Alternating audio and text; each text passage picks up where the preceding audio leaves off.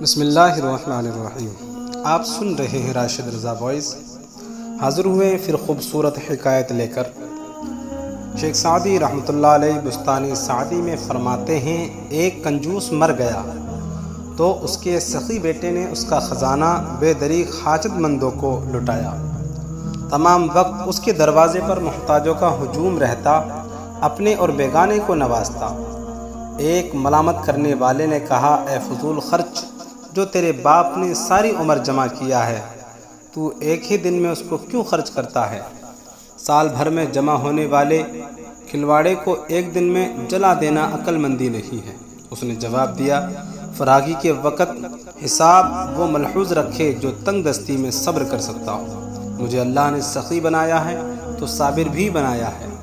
ایک دیہاتی خاتون نے اپنی بیٹی کو کہا کہ خوشحالی کے دن تنگ دستی کا انتظام کر لے، مشک اور گھڑے کو بھر کر رکھ، کیونکہ ندی خشک ہونے والی ہے۔ دنیا سے آخرت کمائی جاتی ہے اور سونے چاندی سے دیو کا پنجہ بھی مروڑا جا سکتا ہے۔ ہاتھ خالی ہو تو کوئی امید پوری نہیں ہوتی۔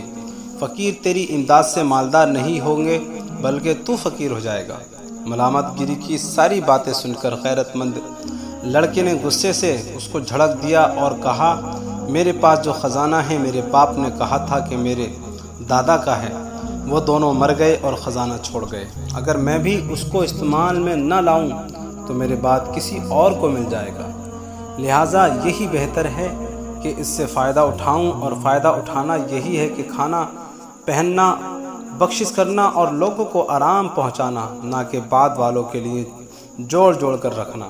اس خزانے کے ساتھ اگر میں آخرت خرید لوں تو بہتر ہے، ورنہ حسرت کے ساتھ ہی مر جاؤں گا۔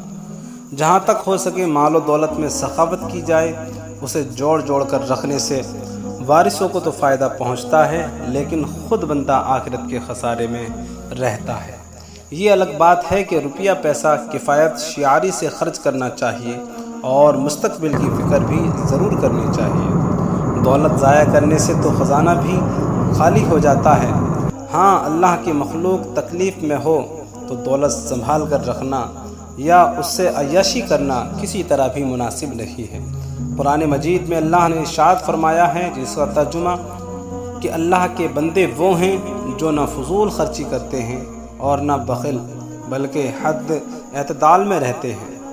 دوسری جگہ فرمایا، اور اپنا ہاتھ اپنی گردن سے بندھا ہوا نہ رکھ اور نہ پورا کھول دے کہ تو بیکار ہو کر بیٹھ جائے۔ ملامت کیا ہوا، تھکا ہوا۔ بنی اسرائیل آیت نمبر 29۔ ہمارا دین ہمیں میانہ روی کی تعلیم دیتا ہے، اور اس لیے اس میں فرمایا گیا ہے، جس کا ایک مطلب یہ بھی ہے، عربی کا معقولہ ہے، بہترین کام درمیانے ہی ہوتے ہیں۔ حکایت پسند آئی ہے تو آپ حضرات ہمارے چینل کو سبسکرائب کریں، بیل آئیکن کو دبائیں اور کمنٹ کر کے ضرور بتائیں۔